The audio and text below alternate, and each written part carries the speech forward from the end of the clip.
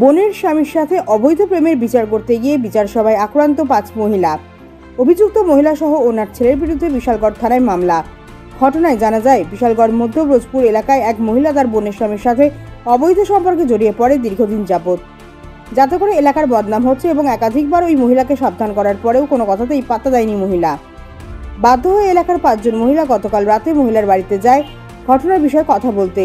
তখনই সেই মহিলা ও তার ছেলে আক্রমণ চালায় ওই 5 জন মহিলার উপর।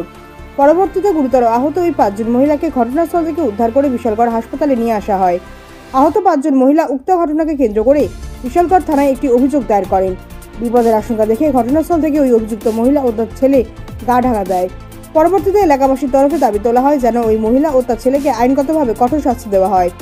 Bureau report, Janabarta news. কি হয়েছে? আমরা আমার বাড়ির মধ্যে বুঝবো, হ্যাঁ, 5 নম্বর ওয়ার্ডের বাসিন্দা। হুম, এবারে কতদিন যাব তো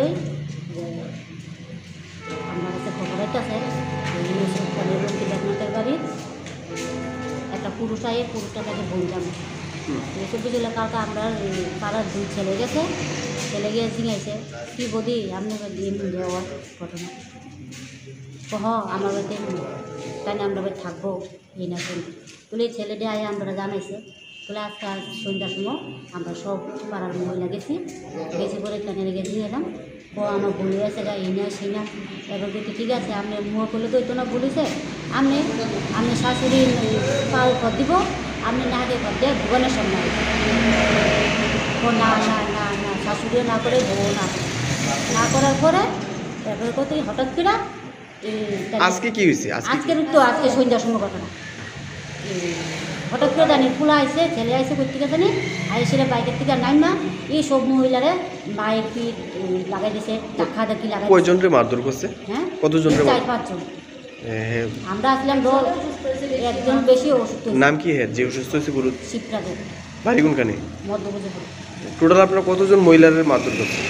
টোটাল 5 থেকে 6 জন। হ্যাঁ, নাম কি যে মারধর করছে? দিছে কইরা আছে। হ্যাঁ, নাম কি যার যে মারধর করছে? নামটা জানেন না?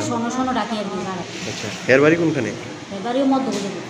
আপনি থানাতে জানাইছেন বিষয়টা? থানা গেছিলাম আমরা প্রথম গেছি বসে আগে চিকিৎসা করে আনি এখন যাইতে আমরা থানাতে।